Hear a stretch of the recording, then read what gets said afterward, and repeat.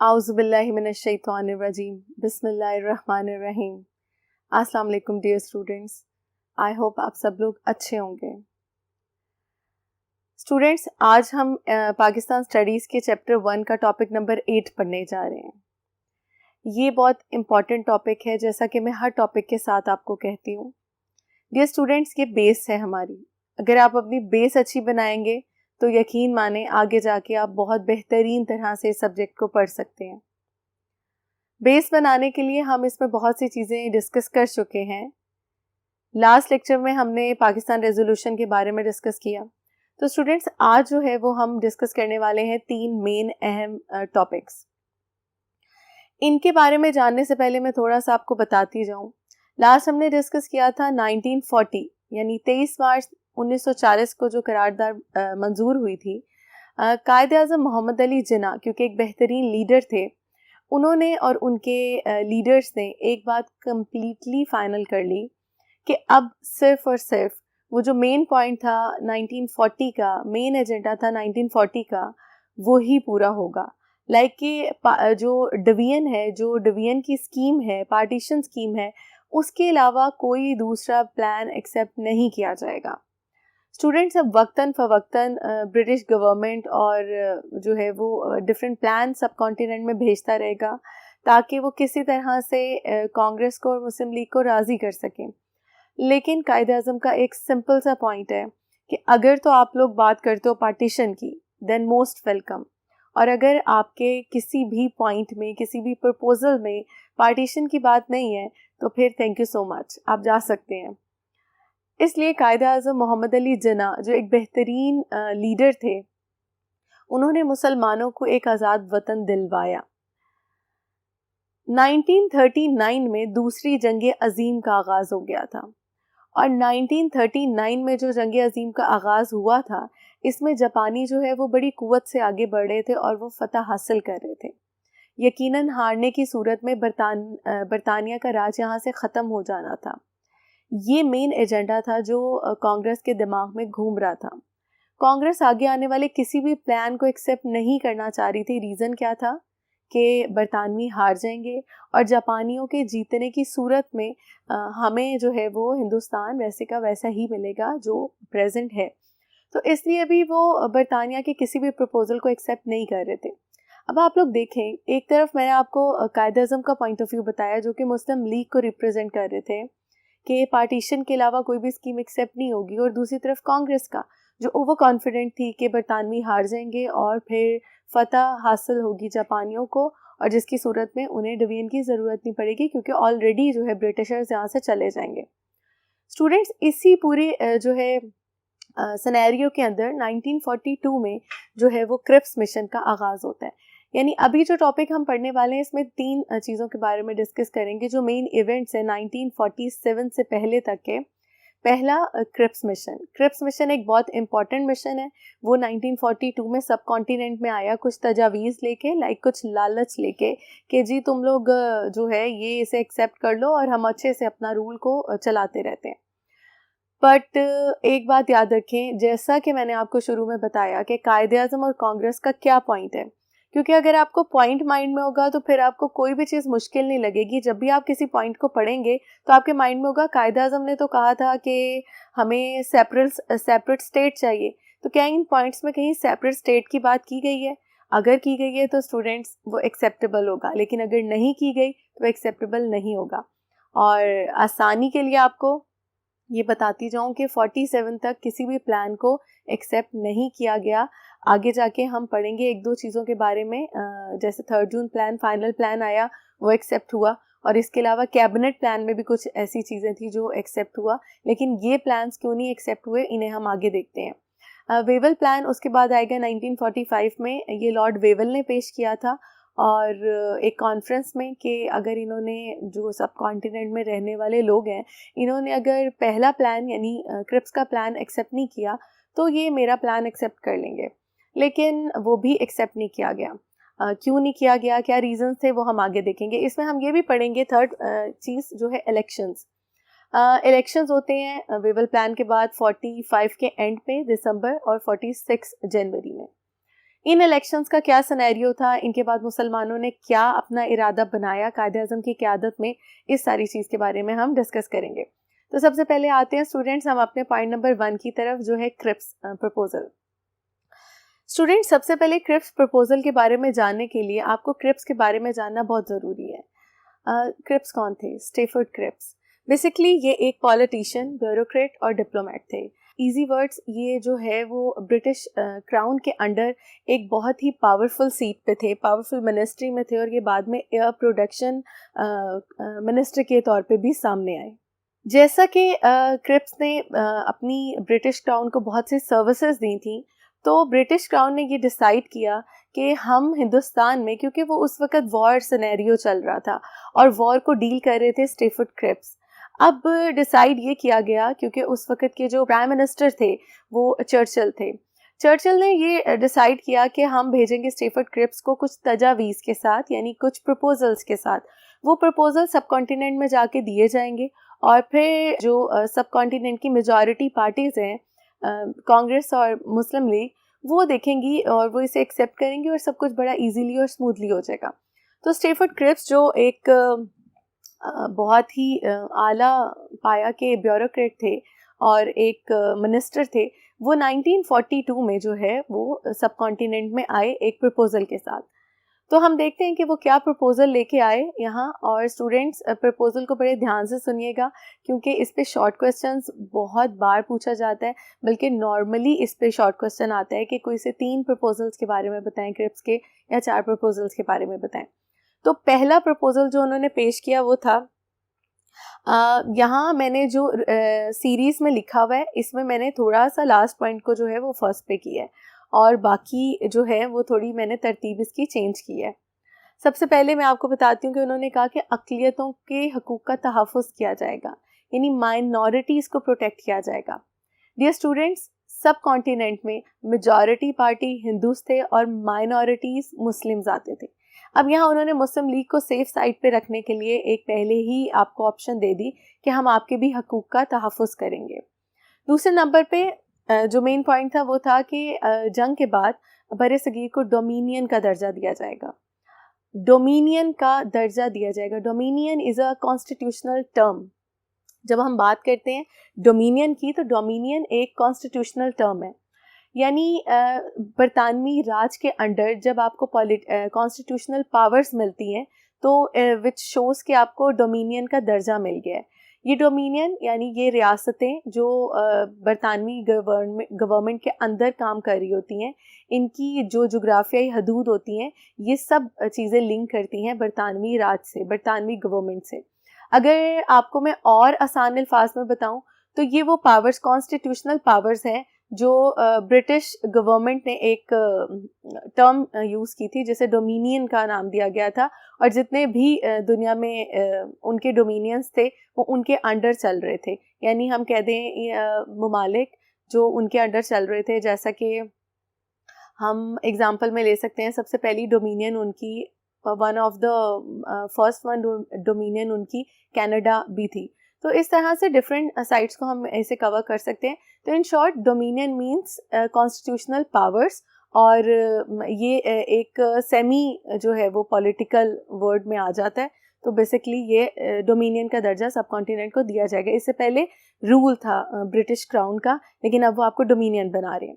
Next point میں وہ کہتے ہیں کہ کچھ ہم آپ کو منسٹریز دے دیں گے, جیسے فارن منسٹری, ڈیفنس منسٹری یعنی کہ دفاع, مواصلات اور امور خارجہ وغیرہ, اور اس کے علاوہ اور بہت سے جو منسٹریز ہیں وہ بر صغیر میں رہنے والوں کو ملیں گی. نیکسٹ پوائنٹ میں وہ کہتے ہیں آئین سازی کے لیے ایک مرکزی اسمبلی بنائی جائے گی. اسٹوڈینٹس, مرکز کیا ہوتا ہے, اسمبلی کیا ہوتی ہے, صوبائی اسمبلی کیا ہوتی ہے, یہ سب چیزوں کے بارے میں آپ چیپٹر نمبر 5 میں بہت ڈیٹیل سے سمجھیں گے. لیکن کیونکہ اس چیز کو بھی آگے لے کے چلنا ہے اور آپ کا مائنڈ بھی کلیئر ہونا چاہیے, تو میں آپ کو یہ بتاتی جاتی ہوں کہ جیسے ہمارے ایک گھر ہے اور ریاست ہمارا گھر ہوتا ہے, اس گھر کو چلانے کے لیے ایک نظام فالو کیا جاتا ہے. جیسے ایک ریاست میں ایک مین ہیڈ ہوتا ہے جو پورے سسٹم کو کنٹرول کرتا ہے. فار ایگزامپل آپ ایک کالج میں پڑھ رہے ہیں اور اس کالج میں پراپرلی ایک ٹائم ٹیبل بنایا جاتا ہے جو کہ اس کالج کے پرنسپل بناتے ہیں, اور وہ پرنسپل جو ٹائم ٹیبل بناتا ہے وہ اپلائی ہوتا ہے پورے کالج پر, چاہے اس میں کسی بھی سبجیکٹ سے ریلیونٹ لوگ پڑھ رہے ہوں لیکن وہ ان سب پر اپلائی ہوگا. اسی طرح سے ریاست کا بھی جو نظام ہوتا ہے وہ اس میں ایک سینٹرل پاور ہوتی ہے جو اس نظام کو ڈیل کرتی ہے, جیسے میں نے آپ کو بتایا پرنسپل کی اگزامپل اور پورے ٹائم ٹیبل کی. دوسرا ہوتی ہے پروونشل پاورز, یعنی اس ریاست کو مختلف حصوں میں تقسیم کیا جاتا ہے جو اس کے صوبے کہلاتے ہیں. آگے ان صوبوں کو جو کنٹرول کرتا ہے ان کے نظام کو, انہیں کہتے ہیں پروونشل پاورز یعنی صوبائی نظام. تو یہاں وہ بتا رہے ہیں کہ ایک مرکز کی حکومت بنائی جائے گی, لائک ایک آئین سازی کے لیے مرکزی اسمبلی بنائی جائے گی جو پورے یہ سسٹم کو ڈیل کرے گی. اور دوسرا وہ کہتے ہیں جس کا چناؤ کا جو حق ہے وہ پروونشل اسمبلی کے ممبرس کو ہوگا, یعنی وہ جو پروونسز کے میں لوگ چنے جائیں گے وہ ڈیسائیڈ کریں گے کہ سینٹر میں کون سے لوگ آئیں گے. تھوڑا سا ابھی بھی آپ کو سمجھنے میں مشکل ہو رہا ہوگا, چلو اور میں اسے آسان کر دیتی ہوں. فار ایگزامپل آپ کے پاس یہ ایک بلاک ہے, یہ بلاک جو ہے یہ ایک اسٹیٹ ہے. اس اسٹیٹ کے نظام کو ڈیل کرنے کے لیے ہم اس کے 4 حصے بنا دیتے ہیں, کیونکہ اس پورے بلاک کو ایک ساتھ ڈیل کرنا تو بہت مشکل ہوگا, تو میں اسے 4 حصوں میں ڈیوائڈ کر دیتی ہوں اور 4 لوگوں کو اس کی ذمہ داری دے دیتی ہوں. اب یہ ڈفرینٹ 4 لوگ 1 2 3 اور یہ 4 لوگ اس پورے سسٹم یعنی اس پورے بلاک کو کنٹرول کر رہے ہیں. اس پورے بلاک کو ایک بندہ یہاں سے کنٹرول کر رہا ہے جو سینٹر میں بیٹھا ہے, یعنی سینٹر سے چاروں بلاک کو کنٹرول کیا جا رہا ہے. اب یہ جو چاروں پوائنٹس ہیں, بلاکس ہیں, یہ اپنی اپنی رپورٹ اس سینٹر والے پرسن کو دیتے ہیں اور وہ سینٹر والا پرسن بیسکلی ڈیسائیڈ کرتا ہے کہ آگے کرنا کیا ہے. اب یہاں یہ کہتے ہیں کہ ایک مرکزی اسمبلی بنائی جائے گی, یعنی ایک سینٹر بنایا جائے گا جس کا یعنی جسے ڈیسائیڈ کون کرے گا, یعنی اس سینٹرل اسمبلی میں لوگ کون بیٹھیں گے انہیں ڈیسائیڈ کریں گے یہ ہمارے پروونسز کے لوگ, یعنی جو ہمارے صوبوں کے اسمبلیز ہیں, صوبائی اسمبلیز ہیں, وہ ڈیسائیڈ کریں گی کہ مرکزی اسمبلی میں کون ہوگا. ڈیئر اسٹوڈنٹ, نیکسٹ پوائنٹ میں یہ کہتے ہیں کہ آئین مکمل ہو گیا تو صوبوں میں ہی توثیق کے لیے جائے گا. کانسٹیٹیوشن جب بن جائے گا, سینٹر کانسٹیٹیوشن کو بنا لے گا تو وہ واپس پروف ریڈنگ کے لیے بھیجے گا پروونسز کے پاس.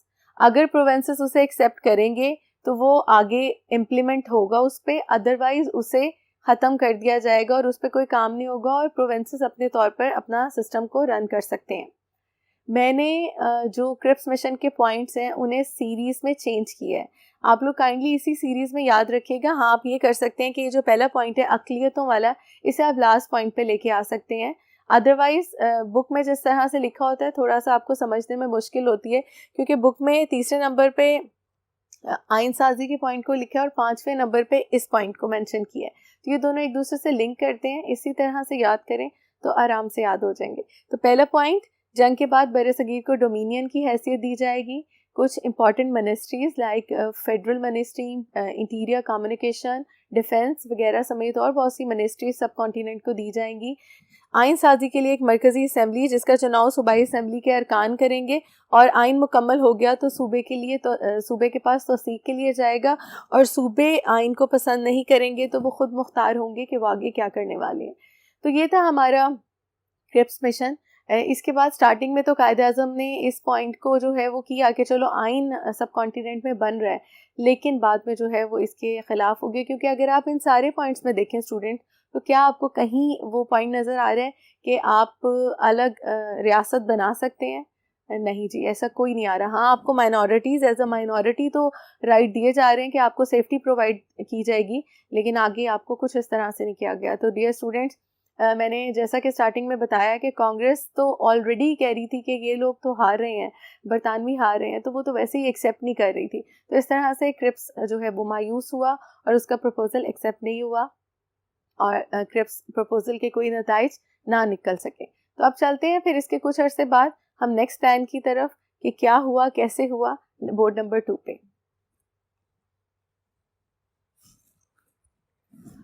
ڈیئر اسٹوڈینٹس, ہم آگے ہیں اس سینیریو پہ جو ایک نیا پلان لے کے آ رہا ہے. بر صغیر کا اس وقت کا جو لارڈ تھا, وائس رائے آف انڈیا تھا, وہ تھا لارڈ ویول. لارڈ ویول شخصیت کے اعتبار سے ایک بہت ہی اچھا انسان تھا.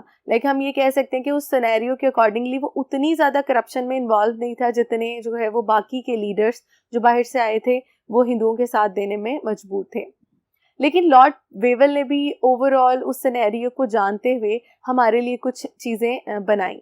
لیکن اس سے پہلے ہم تھوڑا سا اور بیک گراؤنڈ کی طرف اس کے جاتے ہیں کہ اس کا بیک گراؤنڈ کیا تھا. اس میں ہم دیکھیں گے کہ جب 42 کے بعد ایک سینیریو اس طرح کا چلا کہ 10 فیبروری 1943 کو گاندھی نے کوئٹ انڈیا موومنٹ کا آغاز کیا. وہ اور کانگریس کسی بھی طرح سے نہیں چاہتے تھے کہ ہندوستان کے ٹکڑے ہوں. قائد اعظم اپنی پوری کوشش کر رہے تھے کہ ہم مسلمانوں کے لیے ایک آزاد مملکت کا جو ہے وہ حاصل کریں.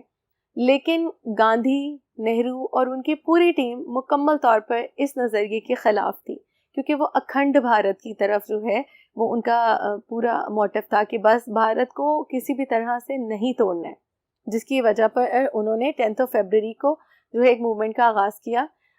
اس کے بعد انہیں جو ہے وہ برطانوی راج کے انڈر ہی نظر بند کر دیا گیا. 21 روز تک جو ہے انہیں نظر بند رکھا گیا.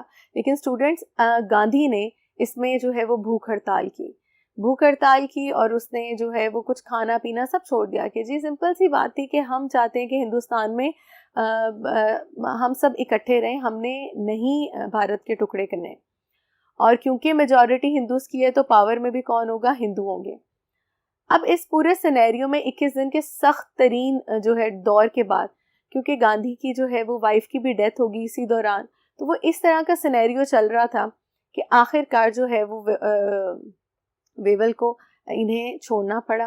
اور اس طرح سے گاندھی اور اس کی پوری ٹیم یہ پورا مکمل طور پر تیار کر چکے تھے، اپنا مائنڈ سیٹ کر چکے تھے کہ اب کوئی بھی پلان آئے گا ہم اسے ایکسیپٹ نہیں کریں گے. دوسری طرف وہ اس کشمکش میں قائد اعظم کے ساتھ بھی پلان اپ کرنا شروع ہو رہے تھے کہ ٹھیک ہے ہم قائد اعظم کے ساتھ ڈسکشن کرتے ہیں، جس کی بنا پر انہوں نے 9 ستمبر 1944 کو قائد اعظم سے ان کے ہی گھر میں جو ہے وہ ملاقات کی اور کافی باہمی جو ہے صلاح و مشورے سے آگے ان پرابلمس کو سالو کرنے کے لیے وہ آگے آئے.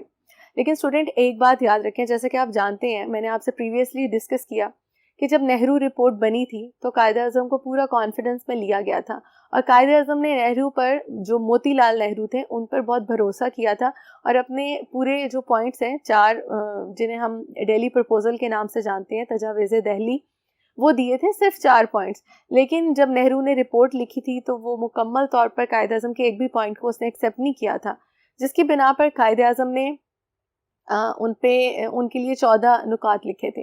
لیکن اسٹوڈنٹس، اب یہ وہ ٹائم تھا جب قائد اعظم کسی پر بھی یقین نہیں کر رہے تھے.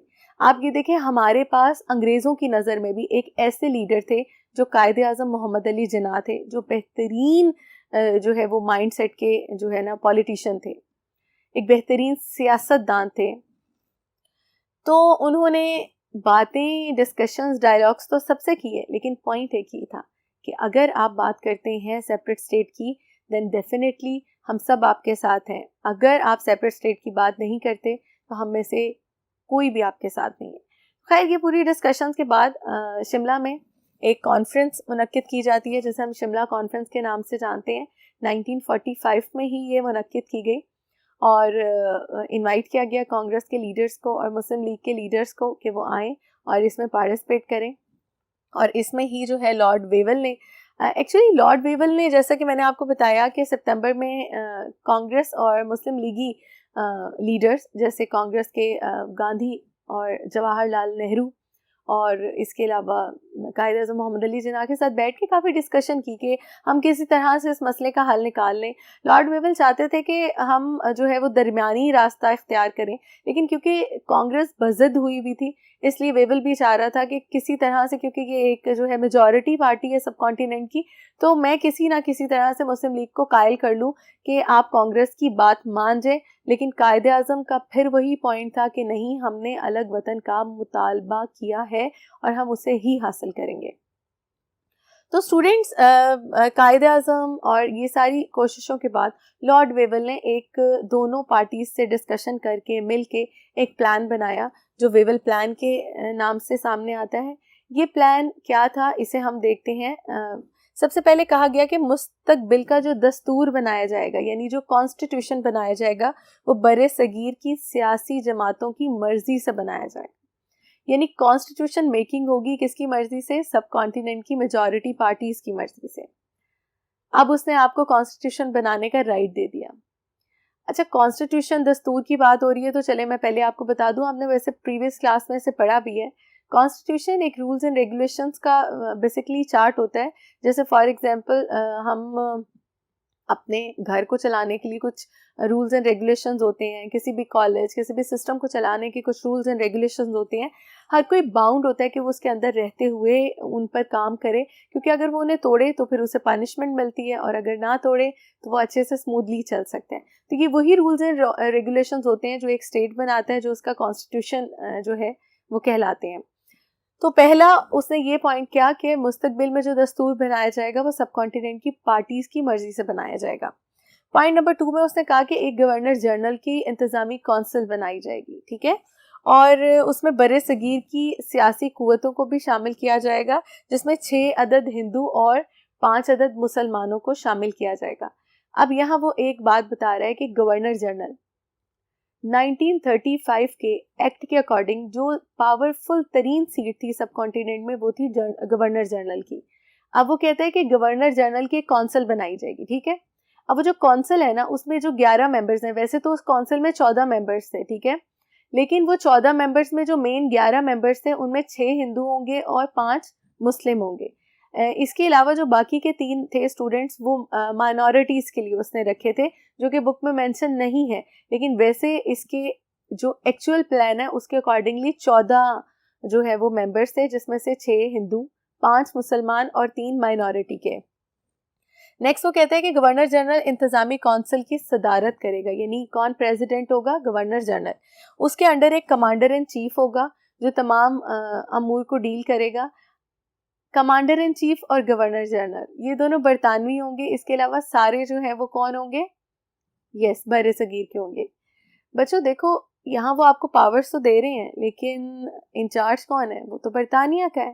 بالکل اسی طرح سے کہ آپ کہیں کہ آپ کے پاس تو بہت پاورز ہیں اور گھر والے آپ کو کہیں کہ ہم آپ کو جو ہیں وہ سارے پاورز دیتے ہیں, لیکن پھر بھی ہیڈ کون ہوگا؟ امی ابو ہی ہوں گے نا. اور اگر میں آپ کی کلاس کی ایگزامپل دوں تو آپ کی کلاس میں پروکٹرز بنا دی جائیں, یا ہم کہیں کہ جی بچوں آپ کو ہم سارے اختیارات دیتے ہیں, اور جب ٹیچر آپ کی کلاس میں آئے تو پھر بھی ہیڈ کون ہوگا؟ ٹیچر ہی ہوگی. تو بیسکلی جو لنک ہے وہ ہے گورنر جنرل اور کمانڈر ان چیف کا. جو دونوں پاورفل ہیں وہ تو برطانویوں نے اپنے رکھے, اور باقی جو ممبرز ہیں وہ سب کانٹیننٹ کے رکھ دیں. خیر یہ بھی پوائنٹ تھوڑا سا جو ہے وہ کمفرٹیبل پوائنٹ نہیں تھا, لیکن یہ اس نے رکھا. نیکسٹ پوائنٹ میں وہ کہتے ہیں مرکز میں انتظامی کونسل کو تشکیل دینے کے لیے صوبوں میں بھی انتظامی کونسلز بنائی جائیں گی. یعنی پھر وہی بات کہ سینٹر میں جو تشکیل ہے وہ دینے کے لیے پہلے پروونسز میں کونسلز بنائی جائیں گی, تاکہ پروونسز اور جو سینٹر ہے وہ مل کے کام کر سکیں. تو یہ ویول کے پلان تھے. اب آپ لوگ خود بتائیں جلدی سے مجھے کہ کیا ان پوائنٹس میں کہیں بھی سپریشن کی بات کی گئی ہے؟ تو بالکل ان میں سپریشن کی بات نہیں کی گئی. آپ کی آسانی کے لیے صرف یہ چیز جو ہے میں مینشن کرتی ہوں, اور قائد اعظم اگین اس سے ایکسیپٹ نہیں کریں گے, کیونکہ نو ڈاؤٹ یہاں کانسٹیٹیوشن میکنگ کی بات ہو رہی ہے, یہاں پاورز دینے کی بات ہو رہی ہے, لیکن یہاں یہ بات نہیں ہو رہی کہ ہم سپریشن کر دیں گے. تو اس طرح سے جو ہے وہ ویول کا پلان بھی جو ہے وہ ایکسیپٹ نہیں ہوا.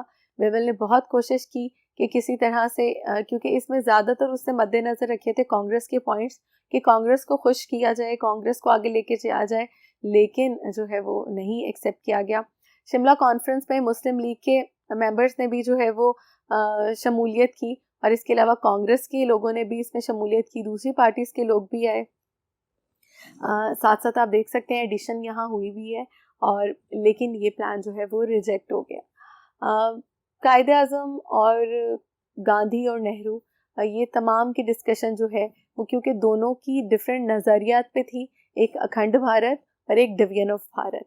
تو وہ دیکھتے ہیں کہ اب اس سارے سینیریو کے بعد کہ ویول پلان بھی ریجیکٹ ہو گیا ہے اور کرپس پرپوزل بھی ریجیکٹ ہو گیا ہے, تو نیکسٹ کیا ہونے جا رہا ہے؟ جی ہاں, نیکسٹ ہونے جا رہا ہے الیکشنز. تو الیکشنز کے بارے میں جاننے کے لیے ہم چلتے ہیں اپنے بورڈ نمبر 3 کی طرف. اب ہم آ چکے ہیں الیکشنز کی طرف. ڈیئر اسٹوڈینٹس, الیکشنز کا مطلب ہے رائے, یعنی چناؤ. ہم اپنی پسند سے لوگوں کو منتخب کرتے ہیں اپنے مزاج کے مطابق. ہم اپنے مستقبل کے لیے ایک بہترین راستے کا انتخاب کرتے ہیں. تو الیکشنز آ گئے تھے کیونکہ 39 اور 40 کے بعد جب الیکشنز میں مسلمانوں نے اچھے سے فتح حاصل کی تھی, تو آپ سب جانتے ہیں کہ 1940 میں قائد اعظم نے ایک جو ہے وہ ریزولوشن پیش کی. اب اتنے پروپوزلز کے بعد 45 دسمبر میں پھر الیکشنز آ گئے ہیں. اب الیکشنز میں جیتنا اور ہارنا بالکل ایسا ہے کہ جنگ میں جیت اور ہار کے ایکول.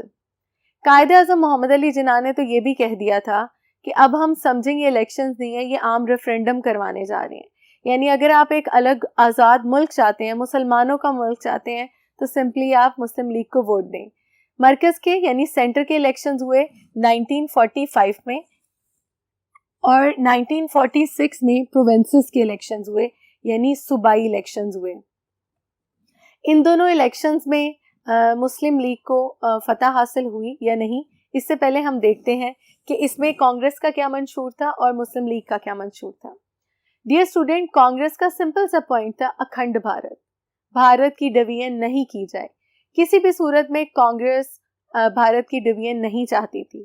آپ سب جانتے ہیں کہ ہم نے 42 میں کرپس مشن میں دیکھا, ویول پلان میں دیکھا, اور جو گاندھی نے کوئٹ انڈیا موومنٹ کی, اور اس کے علاوہ بہت سی موومنٹس چلی جو اس دوران تھی کہ کسی طرح سے بھارت کو تقسیم کرنے سے روکا جائے اور ہندوؤں کا راج, ہندو راج قائم ہو.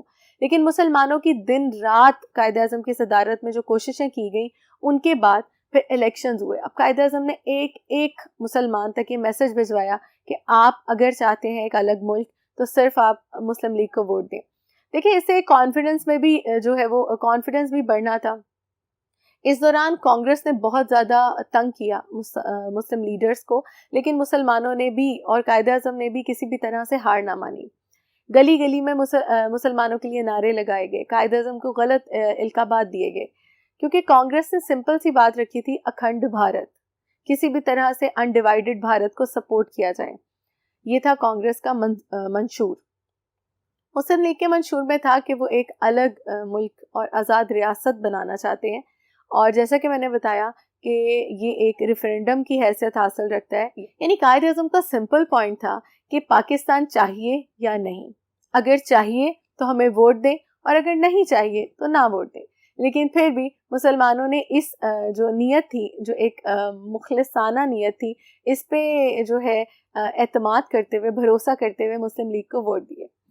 اب الیکشنز ہو گئے, نتائج آنے والے ہیں, کیونکہ جیسا میں نے آپ کو بتایا مرکز سینٹر کے الیکشنز ہوئے 45 میں, دسمبر 45, اور پروونسز کے الیکشنز ہوئے 46 میں. تو سب سے پہلے دیکھتے ہیں کہ ہم جو سینٹر کے الیکشنز ہوئے, وہ سینٹر کے الیکشنز میں 30 سیٹس سے مسلمانوں کو دی گئی. یعنی مرکز میں مسلمانوں کو 30 نشستیں دی گئیں.